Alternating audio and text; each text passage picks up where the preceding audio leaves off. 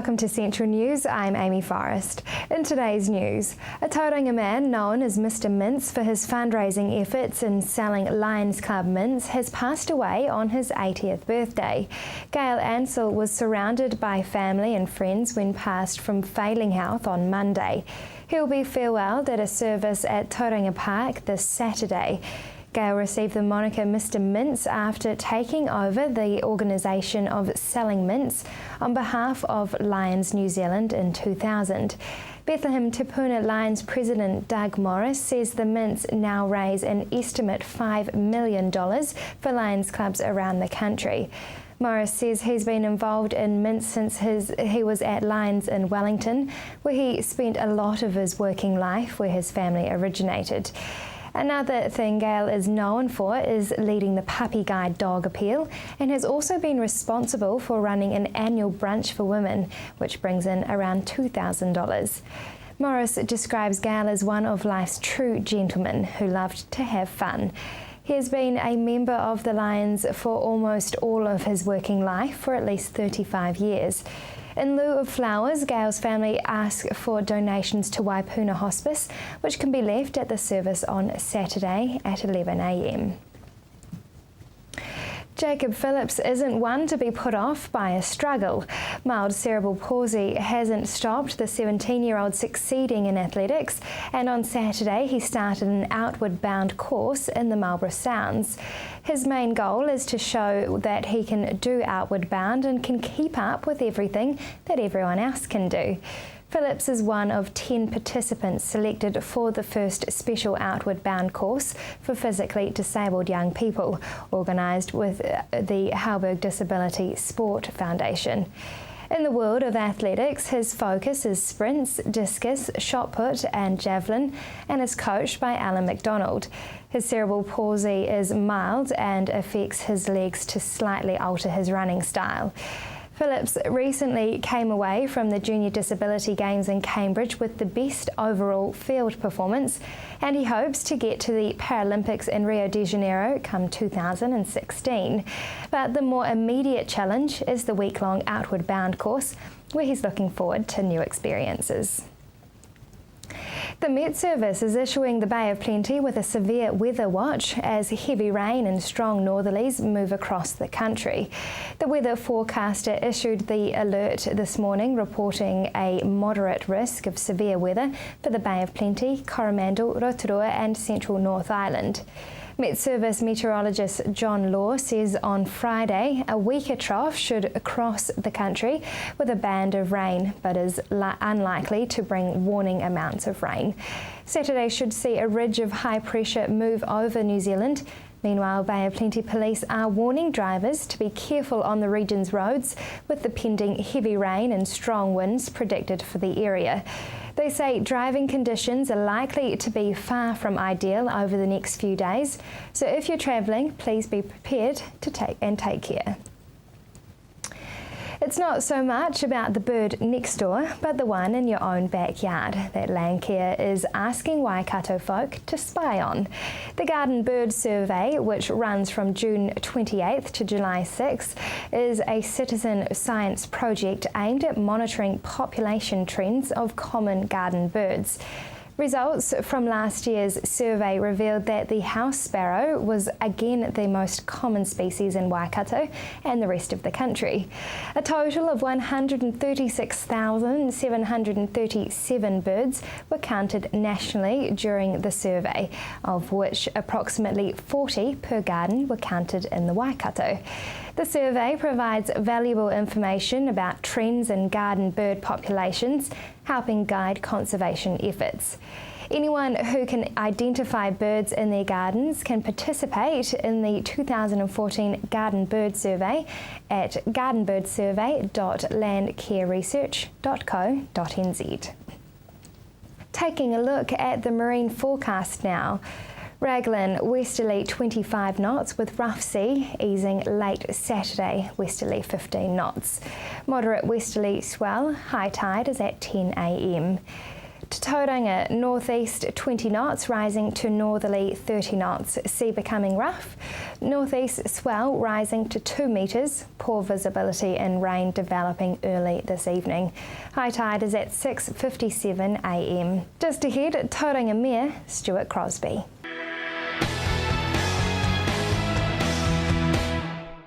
Welcome to Central News on TV Central.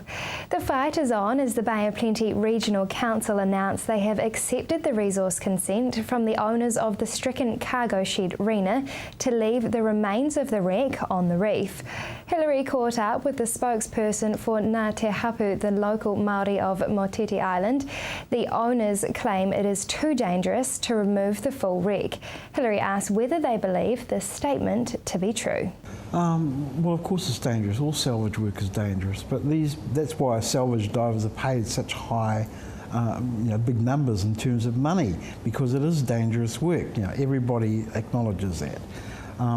But what it means in this case is that doesn't prevent it from being removed. It just means you have to be very careful about how you do it. Now, there have been 2 safety incidents involved with the salvage in recent times. One was a gear failure. So it just meant that somebody hadn't checked the gear they were using properly. The other one, as I understand it, was a procedural failure, in that they weren't following the things that they're supposed to do to keep themselves safe. So, neither of those things strike me as being out of the ordinary. These are things that were entirely preventable if the proper things had been done. And so that's what this means. You can take it away safely, you just won't be able to do it in a week because you've got to depend on, weather dependent, blah, blah, blah. But the thing is that it can be achieved, it's just going to cost a lot of money because it's got to be done slowly. So who do you think should pay for that? Well, the owners and insurers, they put the damn thing on the reef, so it's their responsibility to take it away. If you crashed your car into the roundabout outside there, somebody would eventually give you a bill for taking it away. What effect do you think that the wreck has had on the Māori of the reef? Oh, it's having an ongoing effect. It hasn't actually stopped. It started from the moment that thing crashed into the reef and is still continuing now. And if they leave it there will still be a detrimental effect to the Māori of the reef. Māori is, it's like the life force of the reef, and anything foreign that's outside the pristine approach that we normally have to such things, anything that violates that is a violation of that Māori. So spiritually, the reef and our associations with it are weakened, so we're diminished as a people. How does the Māori of the reef affect the people? Well, it's linked to other issues for us. One of them is we have this obligation of guardianship. It's called kaitiakitanga in Māori culture, which means that we're obliged to maintain the reef in the condition that we inherited it in. So we inherited a pristine reef environment. It's our duty to pass on to the next generation the reef in the same condition. The presence of the wreck on there, and who knows what in terms of its environmental impact, means that we can't do that. So again, we're diminished, our mana is diminished because we can't do anything about this, but the people with the money can, and that's what we're asking them to do, do this. It's also an infringement on our rangatiratanga, The government acknowledges that we have rangatiratanga over the things that we regard as being worthwhile and precious, and that we retain. The reef is one of those things. So if the government now says that, yeah, you've got rangatiratanga over that, but we're going to let these foreigners leave their mess there, it's just an abrogation of that whole principle that the government is committed to upholding under the treaty. So. We've currently got a claim before the Waitangi Tribunal on these same issues, and we're asking the tribunal to make a recommendation that the government will enforce the removal notice that was issued to the owners in 2011, 2 years ago. We found out that in the course of investigating our claim, it turned out that there were 3 confidential secret agreements signed between the owners and the government, which we're not allowed to talk about. But earlier last year, some of that information got out, and we know because it's on the public record that one of the agreements says that if the government helps the owners to obtain the resource consents to leave the wreck behind, that the owners will then pay the government an incentive fee of 10.4 million. So, these kind of things just make us go, well, there was nobody talked with us about that. Nobody talked with anybody else in New Zealand as far as we can see about that. How come this foreign company can do this stuff in our part of the world and just walk away by flicking the government 10 mil? It's just unbelievable. And so there's a clear breach of treaty principles as far as that's concerned. And you will take that to the tribunal? Well, yeah, that'll be one of the main planks of our opposition to any resource consent. But let's deal with one step at a time. So just go through the tribunal process first, which is to demonstrate that there has been a clear breach of the treaty. Yeah. You can make submissions on the resource consent on the Bay of Plenty Regional Council's website. Coming up next, the plan for Tauranga for the next year.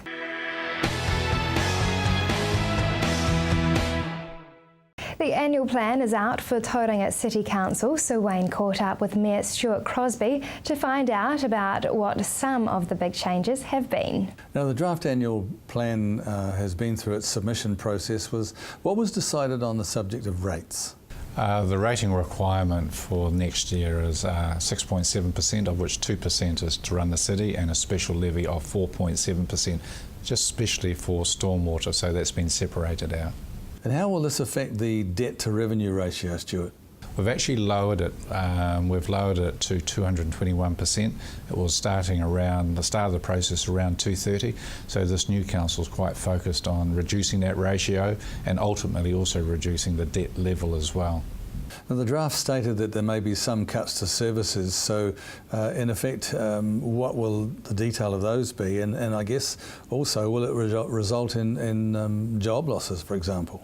No, as a result of public submissions, we actually reinstated most of those levels of service, and they were to do generally around swimming pool opening hours and some other asset management. So the community told us very loud and very clear, don't do that. So we've reinstated them and found the savings elsewhere within our budget. Property sales has been mentioned in the draft annual plan, so the selling off of those, of course.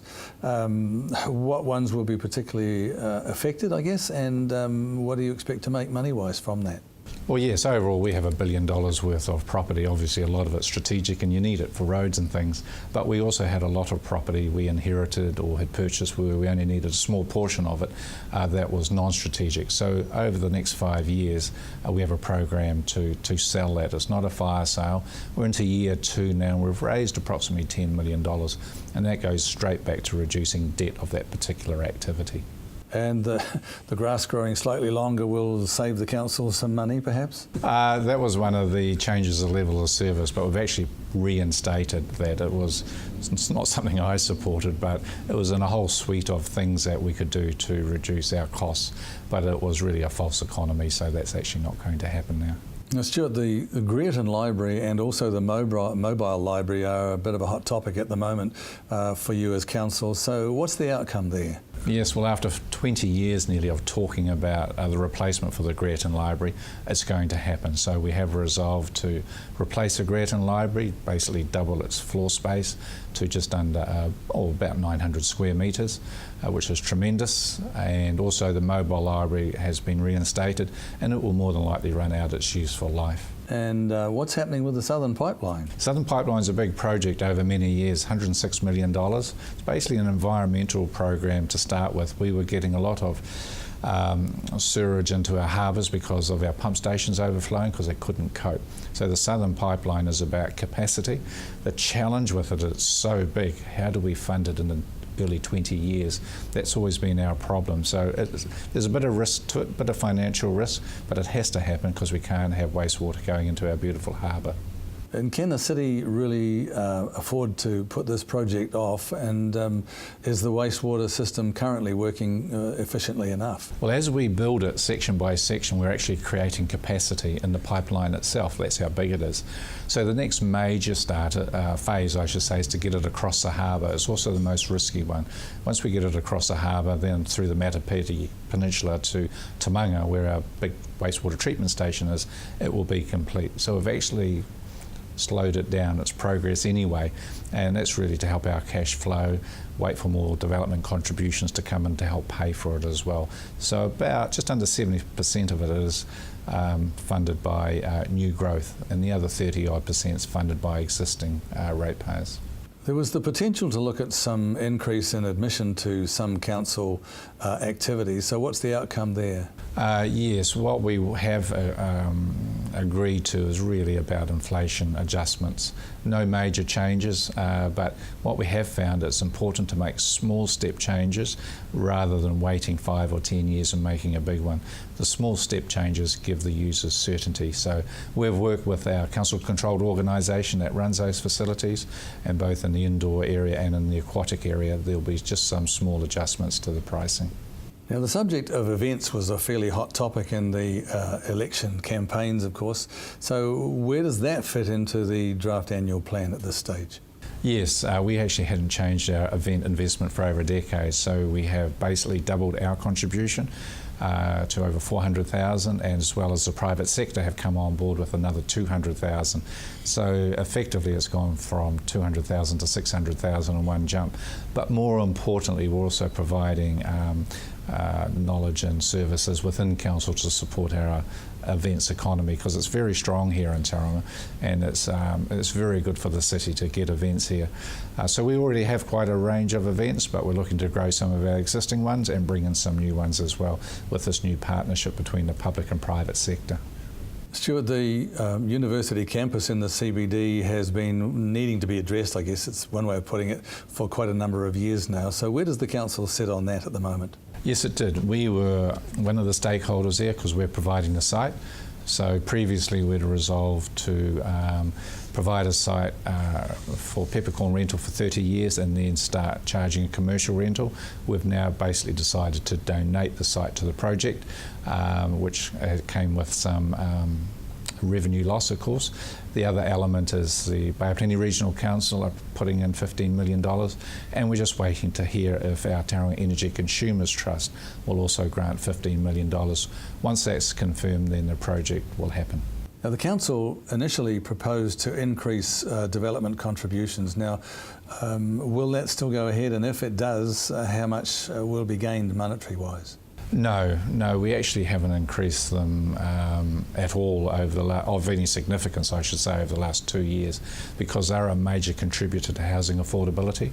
So we work with our developers on an ongoing basis on those levels of contribution, and they're actually set project by project. There's a lot of science goes in behind them. Our biggest concern was that the government were changing the rules with regard to development contributions, which could have cost our council about $17 million. So fortunately they've backtracked on that, and it's back to the status quo. The new element is that there will be an objection process, which we agree with. You can find out more about the annual plan on the Council's website, tauranga.gov.nz. Just ahead, business, travel and the dangers with the Middle East.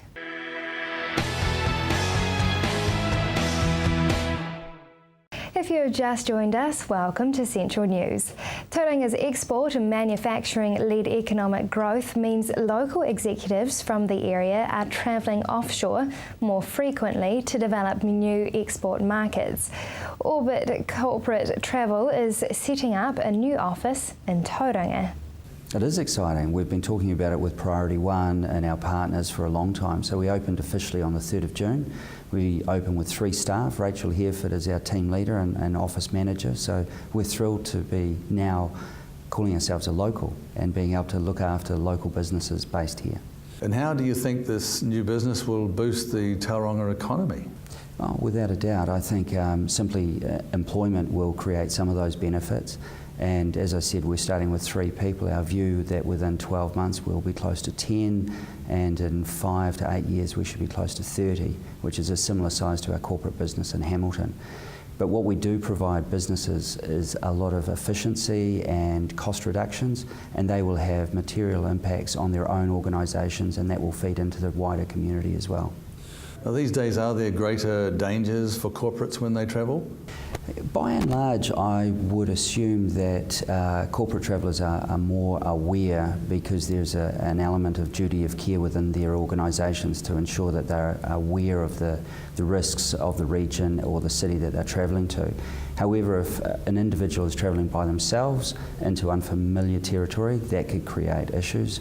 And then the location, the regional aspects, cultural aspects, such as when a woman travels by themselves into the Middle East, those are all things that we need to look at and then work with the traveller and the organisation to ensure that they're not placed at risk. Interestingly, Paul, why do you think corporates are travelling more now with the internet and the internet age we have? You'd think they'd be able to do it from the internet. Great question. I think the internet is a wonderful tool and we use it extensively, but there is nothing through an internet connection that enables you to build a rapport or a relationship or a long-term partnership with organisations around the world. And Kiwis, we're based at the bottom of the globe, which is quite nice in most respects, but when you're developing international connections and distributions, you need to get on a plane and go and shake hands, meet individuals, sign contracts, and then ensure that those contracts stay in place. What you're hoping to do with your company, Paul, is to endeavour, I guess, to keep companies' travel costs down. So how are you going to do that? Lots of mechanisms that we provide. So we're a specialist in this area, and we have been for the last 20 years. We're the only travel management company based in Tauranga. So we provide a lot of systems, a lot of processes, technology, through from booking tools to online registration sites, apps. Technology is fantastic. But the expertise that we provide behind the technology enables us to reduce a company's business travel costs, and that's where we really add value. And I think that from a local business point of view, we can significantly take costs out of their travel budgets. What's the feedback so far been for your new concept? It's been incredibly positive. We had an opening event through the Chamber of Commerce early in April. We had 150 businesses along, and the response was sensational. So there's a real vibrancy, energy and a positive aspect to the Tauranga economy and the wider Bay of Plenty, and we want to be part of that and play an important part in the future to help it grow. Now for our region's weather for Friday. Hamilton showers easing in the evening, westerlies freshening. Your expected high is 16 and an overnight low of 9. The same for the rest of the Waikato. Paeroa, you have a high of 17 and a low of 7. Matamata, 15 and a low of 7. Te Awamutu, you have a high of 16 and a low of 9. And Tokoroa, a high of 13 and a low of 7. To the Bay of Plenty, Tauranga, few showers, westerlies freshening. Your expected high is 17 and a low of 10.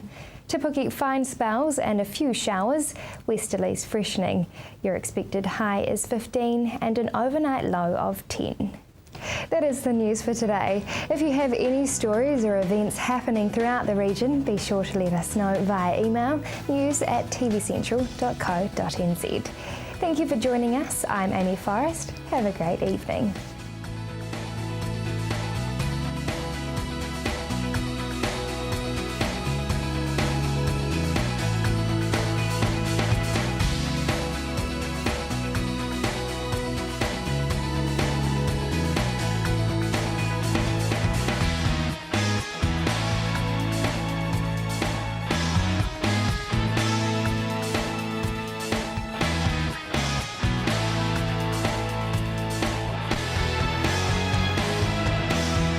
This has been an Alpha Media production, a division of Television Media Group.